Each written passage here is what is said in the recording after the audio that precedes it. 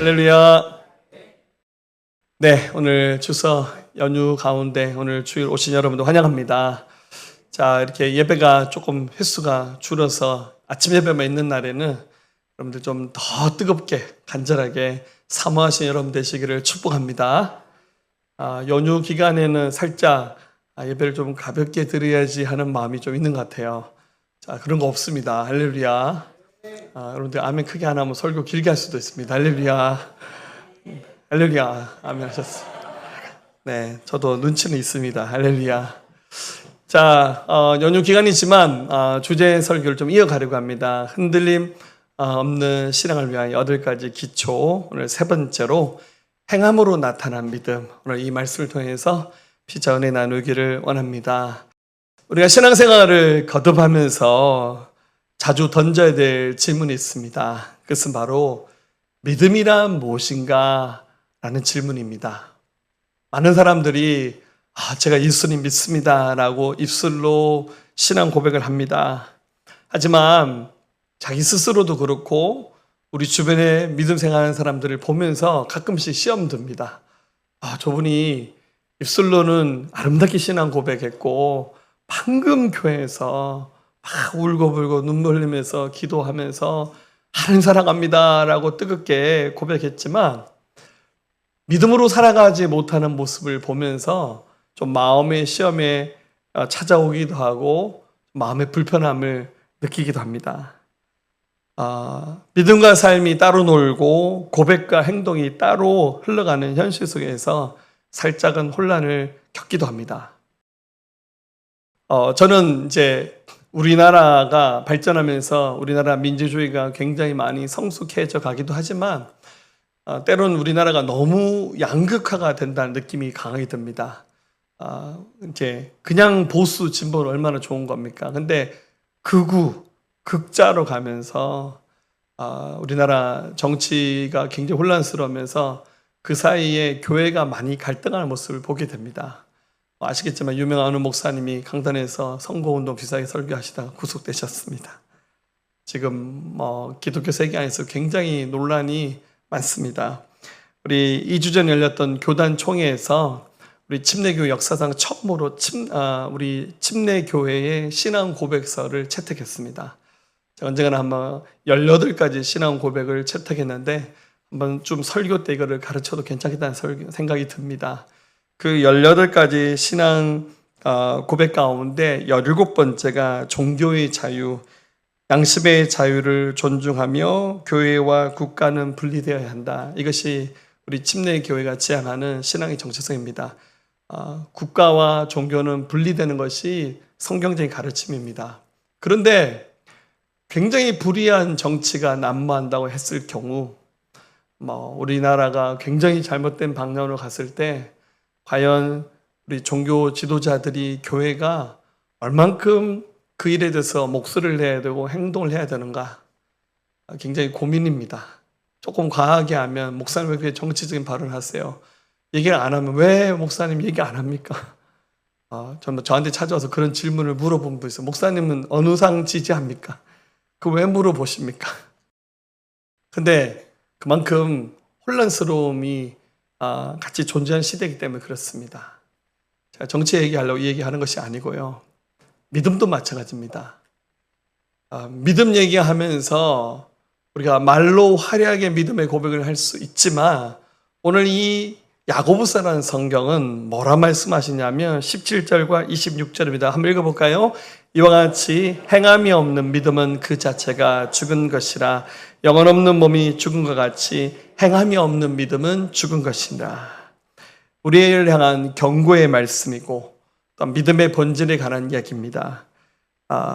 믿음이 마음속에 확신이 되어서 입술의 언어로 고백되고 그러고 난 다음 이것이 행동으로 반드시 옮겨져야 그 믿음이 진짜 믿음이라고 성경은 말씀하고 있습니다. 자, 그래서 흔들림 없는 신앙을 위한 신앙의 기초 이 주제 설교에 맞춰 오늘 세 번째 정말 하나님께서 기뻐하시는 행동을 통해서 행함을 통해서 나타난 믿음이 무엇인지 오늘 이 말씀 함께 나누면서 오늘 말씀은 좀 변증법적으로 나눌 것 같습니다. 조금 여러분들이 집중해서 듣지 않으면 어디로 갈지 알 수 없는 말씀이 될 수 있습니다. 좀 치열하게 이 말씀 속에서 하나 은혜를 나누면서 마지막으로 아브라함과 라합 이야기를 통해서 진짜 믿음이 뭔지 이 말씀을 통해서 함께 배우기 원합니다.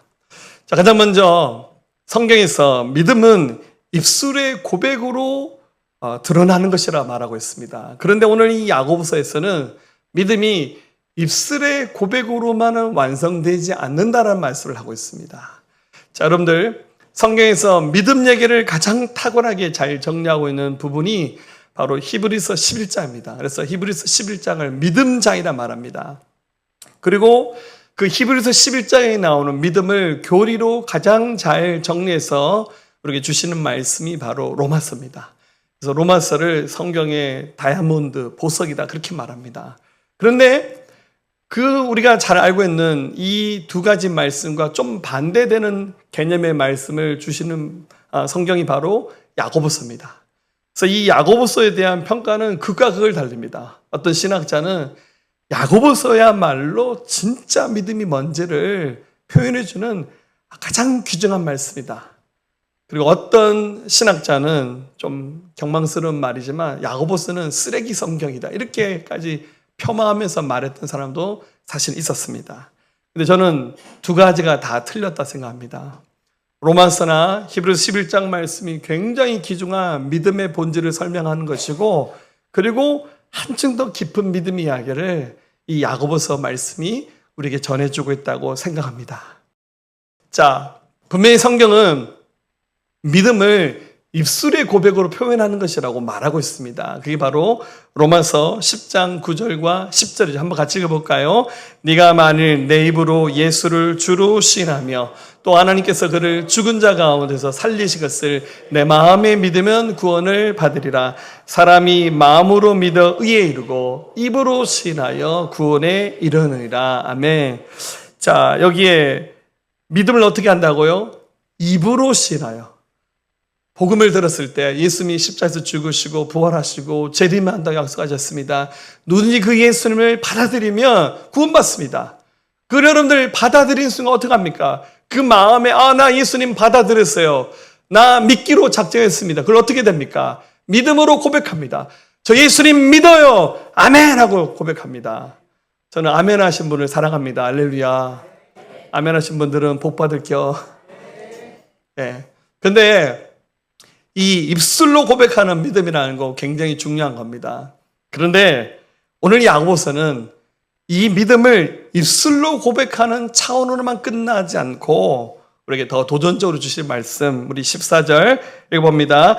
내 형제들아, 만일 사람이 믿음이 있노라 하고 행함이 없으면 무슨 유익이 있으리요? 그 믿음이 능히 자기를 구원하겠느냐? 자, 뭐라 말씀하셨죠? 믿음이 있노라, 우리가 하는 말로 뭐죠? 입술로 고백했어요. 저 믿음이 있습니다라고 말했는데 그 고백한 말에 걸맞는 행함이 없으면 아무 유익이 없다는 뜻입니다. 자, 믿음이 있노라라고 하는 말은 헬라말로 에케 피스틴이란 말입니다. 이제 믿음이란 말이 피스튜라는 단어에서 나왔는데 제가 믿음이 있습니다라는 말인데 이 말을 이제 우리말로 정확히 번역하면 믿음을 가지고 있다, 주장하다는 뜻입니다. 그러니까 제가 믿음이 있어요 라고 자기 의견을 말하는 겁니다. 여러분들 우리 교회 새로 오신 분들 중에서 예수님 처음 믿는 분도 있지만 좀 다른 데서 신앙생활도 오신 분들, 저는 이제 우리 교회 등록하시면 이제 물어봐야겠죠. 예수님 주님을 믿으시고 구원의 확신이 있으시죠? 물어보면 대부분 다 있다라고 말합니다. 그럼 제가 어떻게 합니까? 인정해줘야죠. 아유, 그렇군요. 구원의 확신이 있으시군요. 참 감사하네요. 하면서 제가 이제 일단은 복음 전하는 일을 생략하고 지켜봅니다. 본인이 믿는다 했으니까. 그런데 지켜보는데 저분 교회에는 오래 다니신 분 같은데 믿음이 없는 것 같은데? 예수님 안 믿는 것 같은데? 분명히 입술로는 본인이 믿는다라고 주장하고 고백하셨는데 제가 봤을 때는 믿는 그 믿음다운, 그 믿음의 고백다운 행동이 따르지 않을 때는 좀 합리적인 의심을 가지고 의심을 할 수밖에 없잖아요. 왜냐하면 제가 여러분들을 불신해서 그런 생각을 갖는 게 아니라 그분이 정말 본인은 믿는다라고 고백했지만 안 믿는 분이라면 제가 복음을 다시 전해야 될 책임이 있기 때문에 그걸 보는 거예요. 많은 사람들이 나는 믿음이 있어요 라고 말할 때 여러 가지 근거를 대기를 자기가 성경을 많이 알기 때문에 믿음이 있다 말합니다.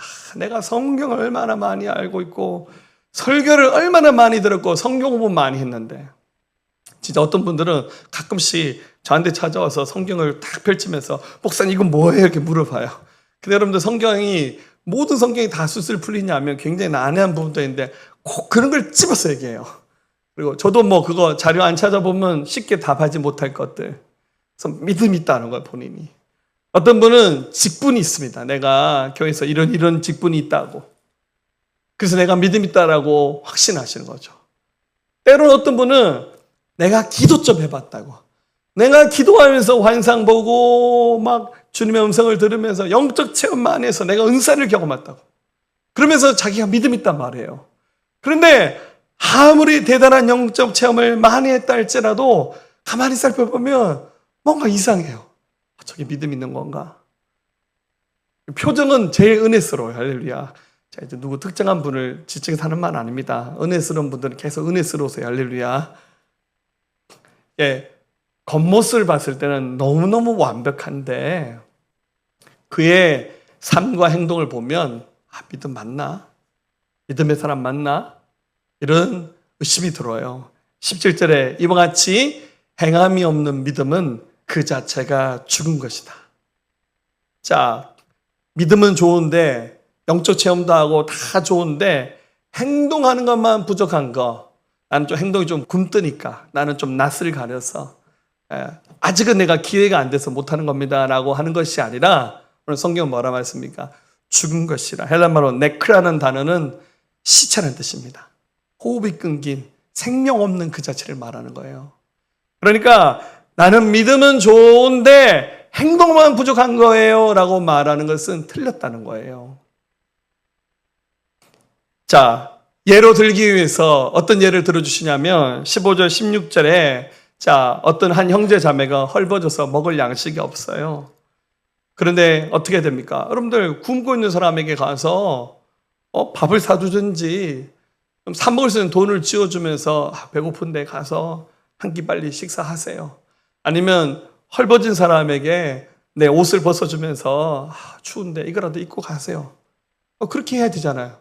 그게 그 사람에게 가장 필요한 거예요. 근데 어떻게 합니까? 우리 믿음의 사람들이 많이 하는 실수가 어떻게 합니까? 배고파? 추워? 내가 기도해 줄게. 배부를지어다. 따뜻해질지어다. 한번 사진 보여주세요. 그리 배부를지어다. 평안히 가라. 그러고는 아무도 안 도와줘요. 또 심지어 교회에서는 어떻게 하는지 알죠? 회의를 합니다. 우리 도와줘야 됩니까? 말아야 됩니까? 이쪽 저쪽 갑론을박하는데 결국은 안 해요. 그게 무슨 소용이 있습니까? 도와줄지 말지 기도 한번 해보고요. 사실 기독교인들이 제일 많이 쓰는 비겁한 표현이 부탁하면 기도해 볼게요. 제가 들어보니까 그 말은 기독교인들이 쓰는 긍정적인 거절의 멘트로 쓰는 말인 것 같아요. 기도해 볼게요. 연락 안 와요. 저만 그런가요? 믿음이 언어로만 존재한다면 그것은 허공에 메아르치는 소리에 불과한 것입니다. 제가 싱글이었을 때 수원에서 첫 전임 사역을 했습니다. 이제 교회에서 이것저것 사역을 많이 했는데 제 교회가 그 수원의 우만동이라고 하는 곳에 있었는데요. 교회 바로 옆에 교도소, 구치소가 있었어요.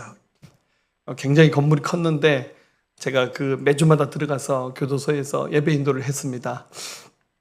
근데 그 앞에 민원실이 있는데 그 민원실에는 거기 오신 분들 다 사연 있는 분들이잖아요. 면회를 오신 분들이 거기 많이 앉아 계신데 시간이 되면 이제 면회가 끝이 나버리잖아요. 그러면 이제 돌아가셔야 되는데 가끔씩 보면 저기 시골에서 오신 나이 드신 할아버지, 할머니 이런 분들이 그 면회실에 오셨다가 면회를 못 마치고 그 다음날 면회하기 위해서 거기서 기다리는데 거기서 밤을 새시는 거예요. 새벽에 이제 새벽 예배 가려고 차 타고 지나가다 보면 그 면회실에 앉아서 이렇게 꾸벅꾸벅 졸고 계시 머리가 허연 할머니들이 많이 계셔요. 지나면서 아유 저 집에 아들 손자가 사고 쳐서 면회 오셨는데 저 밤새셨나 보다 좀 마음이 서글펐어요.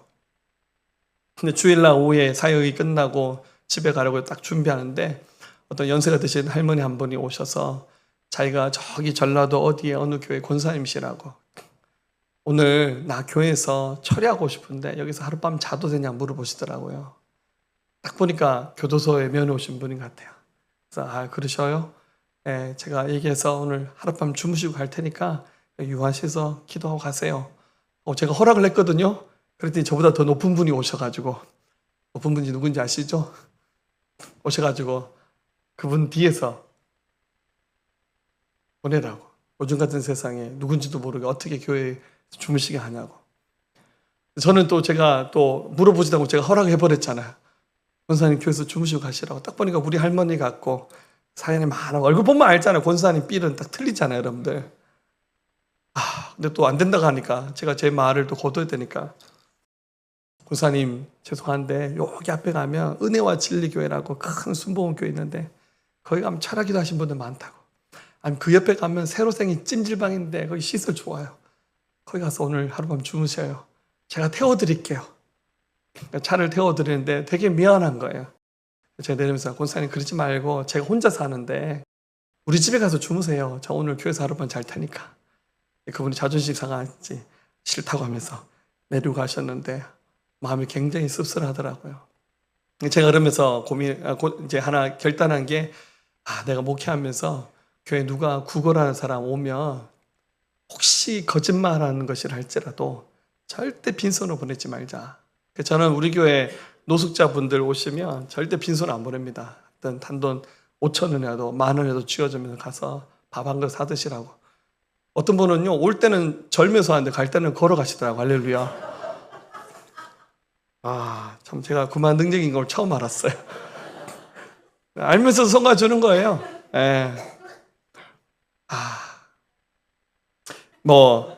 여러분들 그런 교회의 반응이 영 틀린 말은 아니겠죠. 세상이 험악하니까 모르는 분에게 교회 문 열어줘서 뭐 사고 터질 수 있으니까 그런 마음 충분히 이해합니다. 그 말이 틀렸단 말은 아닙니다. 그런데 예수님의 말씀에는 과연 우리가 순종하는 것인가라는 질문에서는 답이 안 나옵니다. 심지어 예수님 뭐라 말씀하셨죠? 마태복음 7장 21절에 나더러 주여 주여 하는 자마다 다 천국에 들어갈 것이 아니요 다만 하늘에 계신 내 아버지의 뜻대로 행하는 자라야 들어가리라. 우리는 너무 교리적으로 알아요. 로마서의 말씀. 구원은 믿음으로 받는 겁니다. 입술로 예수님을 주로 신해야 됩니다. 물론 맞아요. 틀린 말씀 아니에요. 근데 예수님 뭐라 말씀하셨어요? 너희가 아무리 나를 주님이라 불러도 내 아버지의 뜻을 행하지 않으면 너희는 결단코 천국에 들어가지 못한다. 주님이 이 얘기하면서 교리적으로 하신 말씀이 아니라 네 진짜 하나님 말씀을 순종해라. 하나님 말씀대로 살아야 돼. 그 말씀하신 거예요. 입술로의 고백으로는 믿음을 말하지만 행동으로 옮기지 않고 살아내지 않는다면 말씀에는 감동받았지만 순종과 변화로 이어지지 않는다면 여러분 우리는 그것은 믿음을 갖고 있지 않는 것입니다.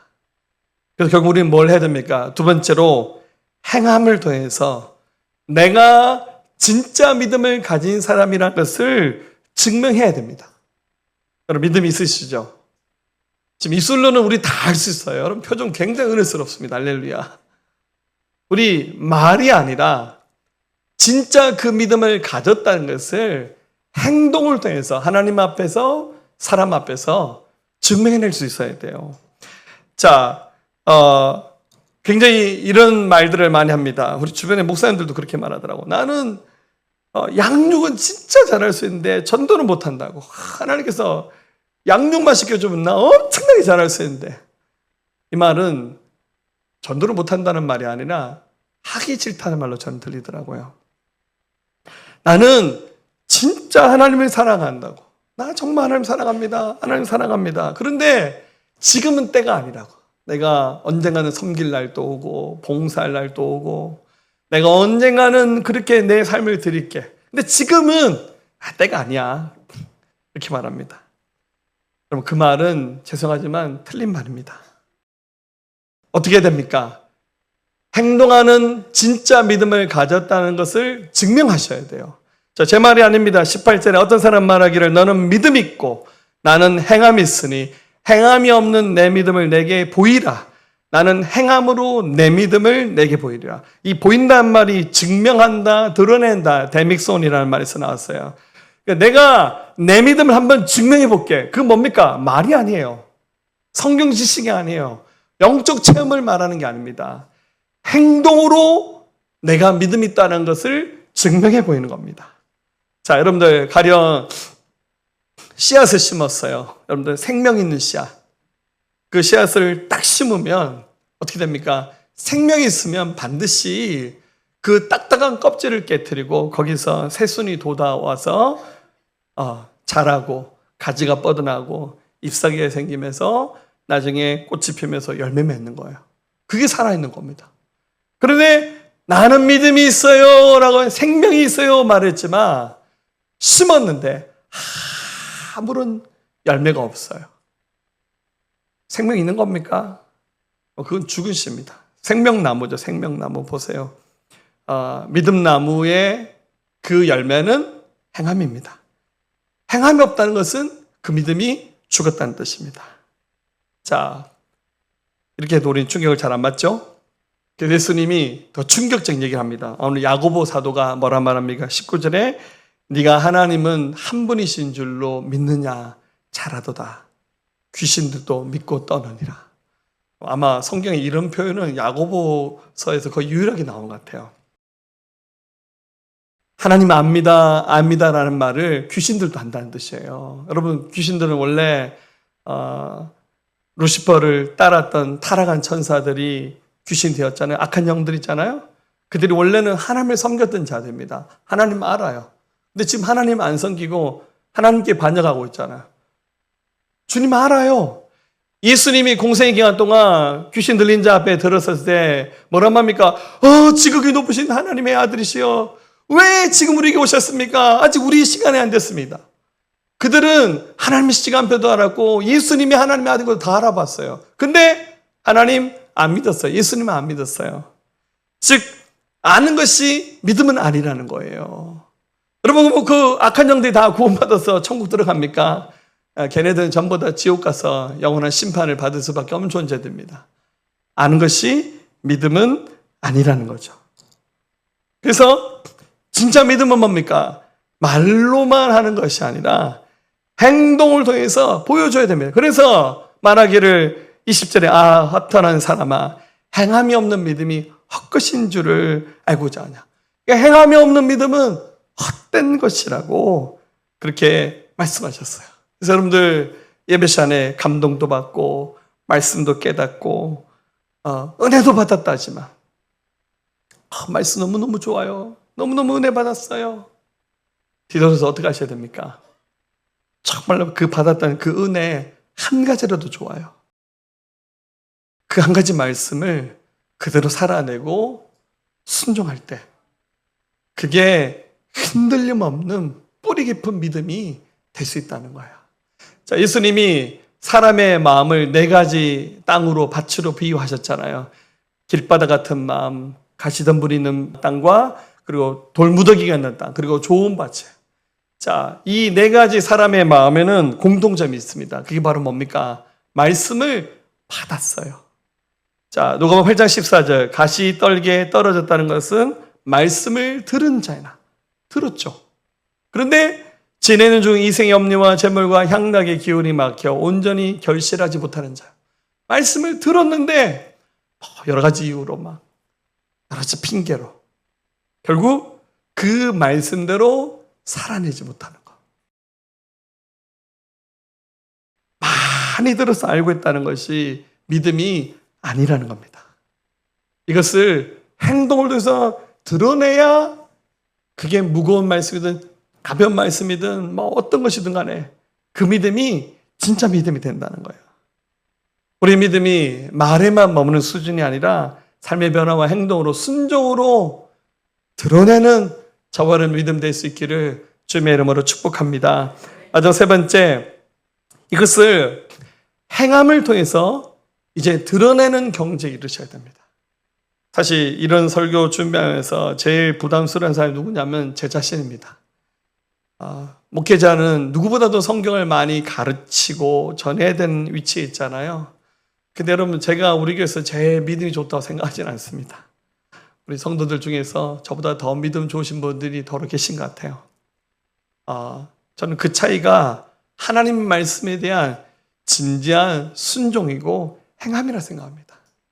아무리 화려하게 말하고 기도하고 가르쳐도 그것을 행함을 통해서 드러내는 믿음을 갖지 않는다면 그럼 그 믿음은 와르르 무너질 수 있어요. 자, 야고보가 두 사람을 예로 들었는데 첫 번째 사람은 아브라함이고 두 번째 사람은 랍입니다. 여러분, 아브라함 누군지 아시죠? 하나님이 4,000년 전에 수많은 사람들 가운데 아브라함이라는 사람을 선택하셨어요. 여러 가지 이유를 가지고 하나님이 그를 선택하셨겠죠?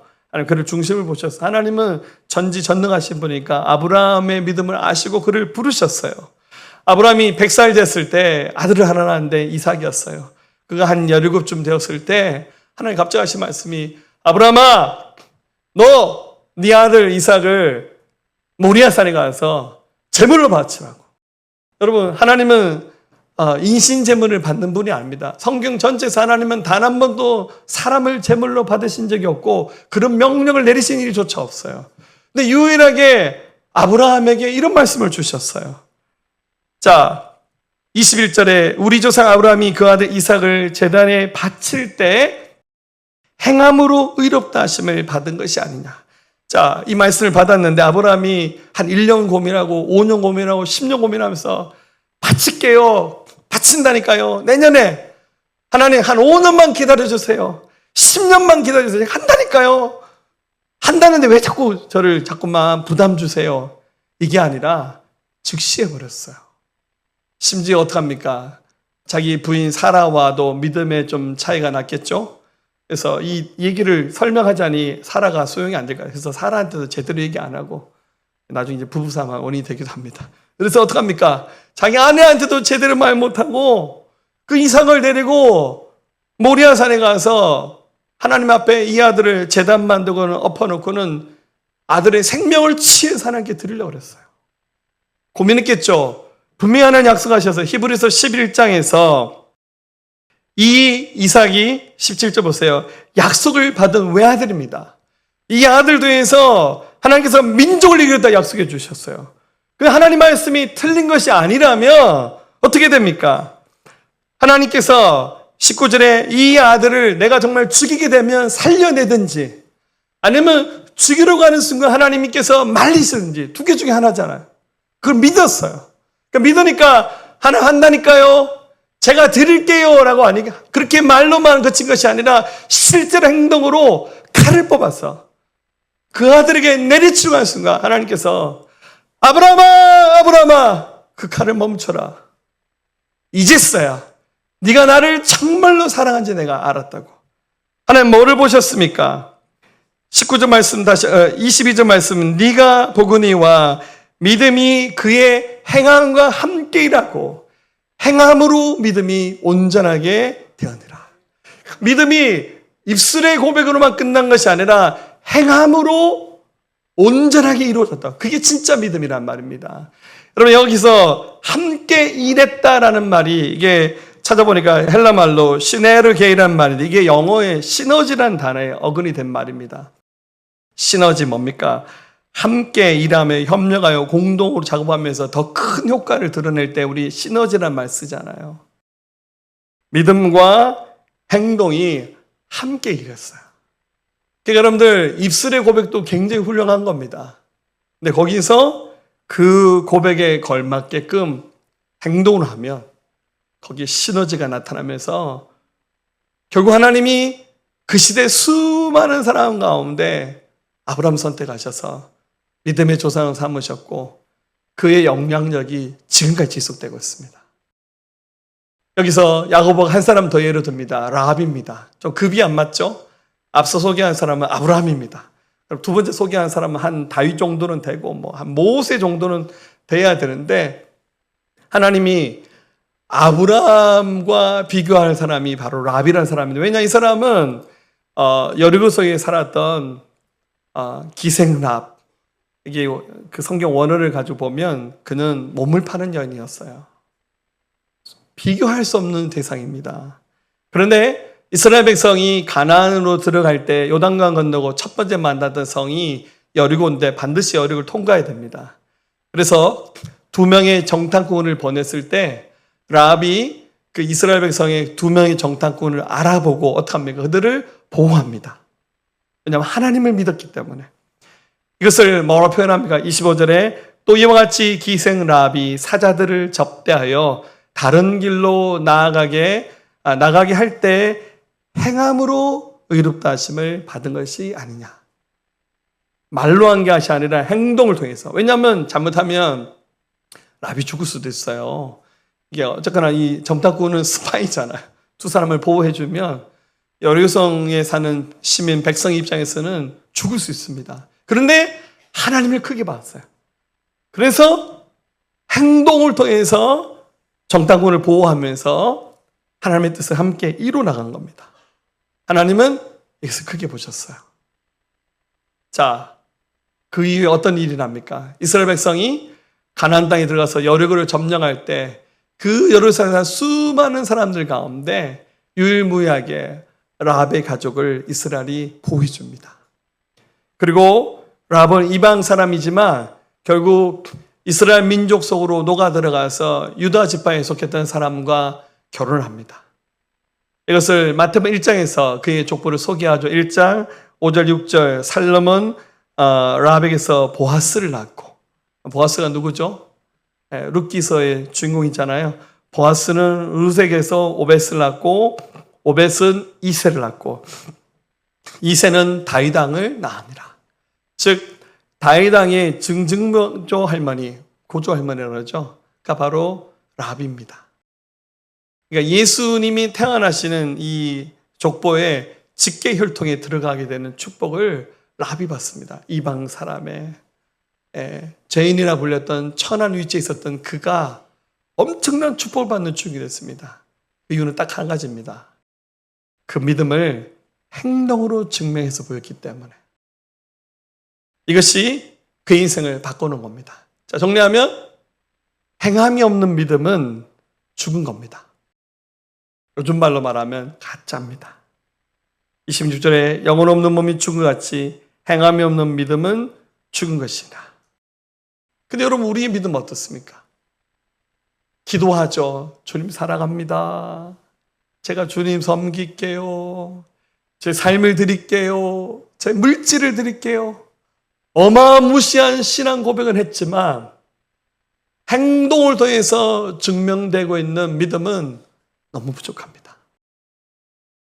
믿음이 있는데 그 믿음을 못 드러내는 겁니까? 아니면 오늘 성경 말씀처럼 사실은 죽은 믿음을 가졌기 때문에 못하는 겁니까? 이 대답에 대해서는 양심적으로 스스로 가셔야 됩니다. 종교개혁자 마틴 루터는 우리는 믿음으로만 구원받는다. 그러나 그 믿음은 결코 홀로 있지 않고 반드시 행함을 낳는다. 구세군의 창시자였던 윌리엄 부스는 믿음이 행동으로 나타나지 않는다면 그것은 진정한 믿음이 아니다라고 이렇게 말했습니다. 지난주에 아내와 함께 영화를 한 편 봤습니다. 생일날 이렇게 영화 쿠폰이 있었는데 말일까지 안 보면 없어진다해서 부랴부랴 월요일 저녁에 영화를 한 편 봤습니다. 최근에 베니스 영화제에서 황금사자상을 받을 뻔했지만 못 받았던 영화 제목이 어쩔 수가 없다라는 영화입니다. 혹시 그거 보신 분 계신가요? 영화를 보는 내내 많이 불편했습니다. 그 박찬욱 감독이 만든 영화인데 제가 볼 때마다 다시는 박찬욱 감독 영화 안 본다 그러면서 저는 이분이 만든 영화는 좀 보면 볼수록 많이 불편하더라고요. 보실 분이 있지만 살짝 내용을 스포일 하겠습니다. 주인공은 만수라는 사람입니다. 이병헌 씨가 열연했는데요. 이 사람 종이 만드는 제지회사의 경력 직원이었는데 이 제지회사가 잘 안 되면서 어느 날 실직했습니다. 그러면서 아내와 두 아이 그리고 뭐 집에 반려견도 키우면서 행복하게 살았는데 재취업이 쉬울 줄 알았는데 길게 재취업하지 못하면서 이제 빚이 많았는데 은행 대출도 막 밀리고 집도 막 뺏기게 되는 어려운 처지에 놓이게 되자 이 사람이 고민하면서 배운 게 도둑질이라고 같은 업종에 취직을 해야 되잖아요. 그런데 보니까 자기 같은 경력직이 많이 있더라고요. 그래서 재취업을 하려면 나를 위한 자리가 없다면 내가 스스로 만들어서도 취업해야지 하면서 만약 어떤 회사에서 경력자를 뽑으면 뽑힐 가능성이 있는 사람을 찾아내서 그 사람도 살해합니다. 블랙 코미디죠. 네. 그래서 결국에는 그 회사에서 경력자를 뽑을 때 자기가 1순위가 돼서 재취업해서 성공하면서 다시 집도 채탔고 뭐 생활의 안정을 가져오는 말도 안 되는 내용으로 영화가 끝이 납니다. 근데 영화를 보는 내내 귓가에 맴돌던 생각은 영화 제목입니다. 어쩔 수가 없지. 이 사람이 살인을 하는 이유도 본인이 취업을 위해서 어쩔 수 없이 한다는 거죠. 어쩔 수 없는 거야. 나중에 아내가 자기 남편의 그런 잘못된 삶을 알았지만 어떡합니까? 어쩔 수가 없으니까 모른 척합니다. 잘못하면 자기 행복을 다 잃어버려야 되니까. 자기 아이가 잘못을 저지르는데 어쩔 수 없이 거짓말하게 만듭니다. 너 살아남으려면 거짓말해야 돼. 어쩔 수가 없다고. 영화 제목이 전체의 메시지더라고요. 어쩔 수가 없이 불의를 저지르는 그렇게 되어져가는 우리 세상의 부조리를 경고하는 듯한 목소리였는데 보는 내내 불편했습니다. 보지 마십시오. 제가 본 것으로 촉하겠습니다. 우리도 그런 얘기 자주 하죠. 어떻게 믿음으로 살 수 있어? 성경 말씀대로 어떻게 다 살아낼 수 있어? 어쩔 수가 없어. 적당히 해. 너무 열심히 신앙생활하는 부인과 아내 보면서 야 적당히 좀 해. 요즘 세상에 어떻게 그렇게 살아? 대충 해. 어쩔 수가 없잖아. 이거 어쩔 수 없이 그냥 눈 감고 그냥 해버리면 돼. 이런 것이 만연한 시대 가운데 우리 살고 있습니다. 오늘 말씀의 기록자 예수님의 친동생이었던 야고보 사도가 우리에게 메시지를 던져줍니다. 행함이 있는가? 나는 믿음이 있다고 말만 하고 있지 않는가? 그 믿음을 삶으로 정말 드러내고 있는가? 행함이 있는가? 묻고 있습니다. 여러분 자꾸 이렇게 말하시죠. 제가 은혜 받았다니까요. 제가 한다니까요. 언젠가는 할 겁니다. 언젠가는 제가 제대로 한번 하고 순종하고 내 소중한 것 깨트려서 드릴게요. 언제 하실 겁니까? 믿음이 있는데 못하는 겁니까? 믿음이 없어서 못하는 겁니까? 믿음이 있는데 못한다 말하고 싶죠. 너무 성경은 그렇게 말하지 않아요. 하지 않는다면, 행하지 않는다면 그 믿음은 죽은 것이라고. 오늘 성경에 두 가지 말씀이 극각을 이룹니다. 로마서 3장 28절. 그러므로 사람이 의롭다 하심을 얻은 것은 율법의 행위에 있지 않고 믿음으로 되는 줄을 우리가 인정하노라. 오늘 말씀 야고보서 2장 26절. 영혼 없는 몸이 죽음같이 행함이 없는 믿음은 죽은 것이라. 이 두 가지 말씀은 서로 다른 이야기를 하는 것이 아니라 같은 얘기를 하는 겁니다. 로마서를 기록했던 바울은 구원의 뿌리를 강조했고 야고보는 구원의 열매를 강조하고 있습니다. 구원의 뿌리는 입술로 말로 고백하는 것이 맞습니다. 근데 그것이 행동을 통해서 삶을 통해서 열매로 드러내야 그게 시너지가 되고 콜라보가 되어서 그게 진짜 믿음이 되는 겁니다. 우리 여전히 주여 주여 고백하는 수준에만 머물러 있지 않나요? 우리 힘들지만 순종하면 기적이 나타나고 행하면 앞으로 한 걸음 더 나가고 지금은 보이지 않지만 그 말씀 너머에 감춰져 있는 하나님의 신실하심, 주님의 크고 위대하심 우리는 경험하게 될 거예요. 근데 그 순종하지 않은 사람은 안 보여요. 그리고 순종한 사람 보면서 야 너무 좀 과격하게 믿네. 어쩔 수 없잖아. 너무 너는 좀 그렇게 믿지 마라 하고 오히려 다른 사람 바지깡에 붙잡으면서 그렇게 신앙생활 하게 될 겁니다. 힘들고 어려워도 이 문을 여시면서 순종해서 나가면 우리 인생의 모리아산, 우리 인생의 여리고성에서 우리 기적을 경험할 기회를 얻게 될 겁니다. 여러분, 추석 명절 기간 동안 밥상머리에서 정치 얘기하지 마시고 믿음 얘기하시면서 복음 전하시면서 우리 이 전하는 복음이 말로만 하는 복음이 아니라 행동으로 삶으로 보여주는 복음의 능력이 되어서 더 많은 사람들을 주께 옳게 인도하는 저와 여러분들 될 수 있기를 주의 이름으로 축원합니다.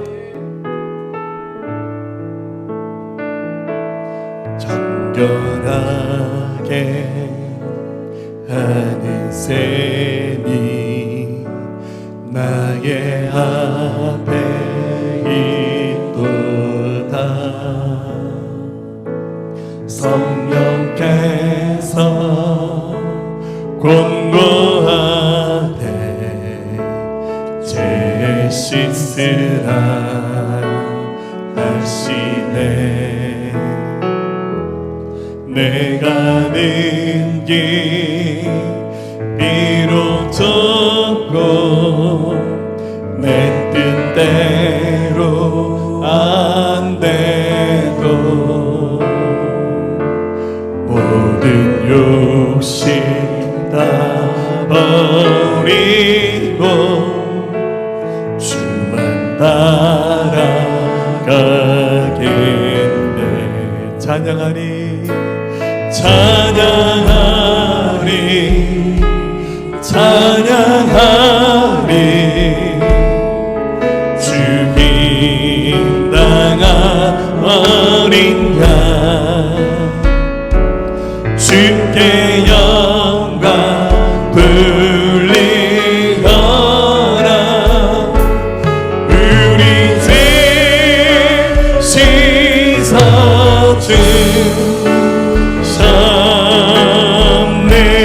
찬양하리 찬양하리 찬양하리 죽임당하신 죽임당한 어린 양 주께 영광 돌리어라.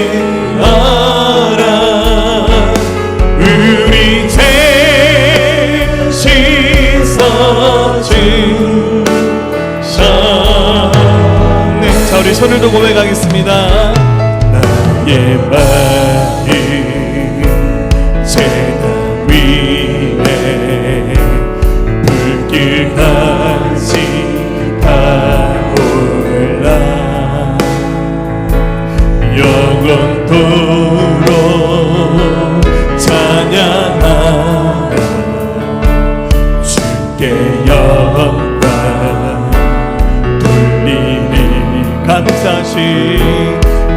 감사하시